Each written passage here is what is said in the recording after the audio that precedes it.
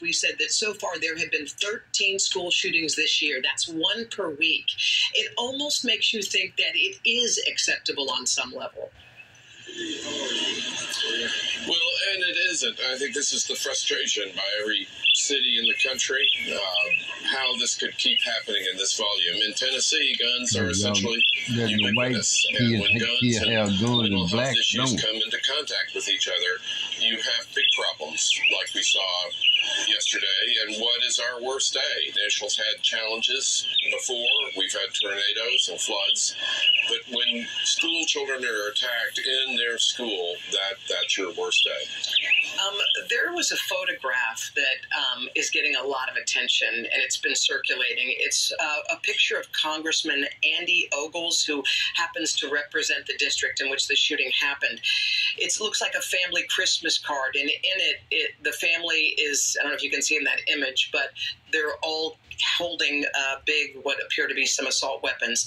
And this is what the quote says: "The very atmosphere of firearms anywhere and everywhere restrains evil interference. They deserve a place of honor with all that is good," and they're surrounded by the Christmas tree. Wondered if you received that Christmas card, or whether or not you did, what you think of it.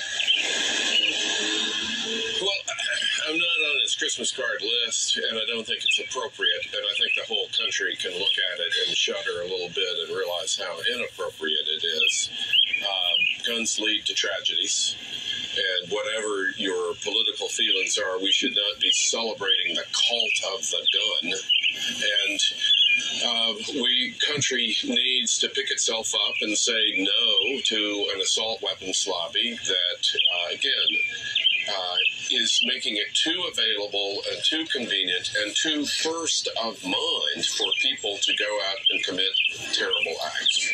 Mayor, you're just talking about that, like what can be done, and everyone keeps saying, well, they don't do anything in Washington. After Sandy Hook in 2012, Connecticut did something. They instituted universal background checks. They expanded the state's assault weapons ban, and they outlawed new high-capacity magazines. And here's what happened as a result of that. From 2014 to 2021, Connecticut saw a 41% reduction in homicides. In 2020, Connecticut had the 6th lowest gun death rate among all 50 states. There are some things that can be done, it sounds like, if this is an example at the state level. Is that something you could see happening in Tennessee?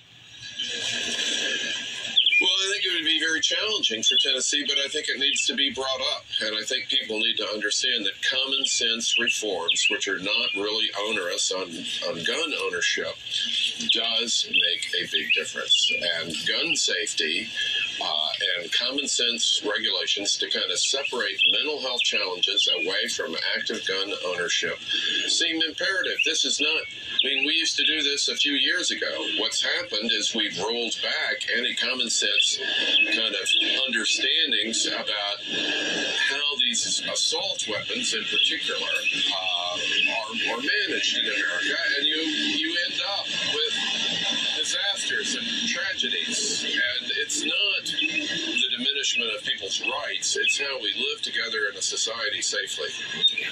All right, well, Nashville Mayor John Cooper, we appreciate your time. Our thoughts and prayers, of course, are with your community.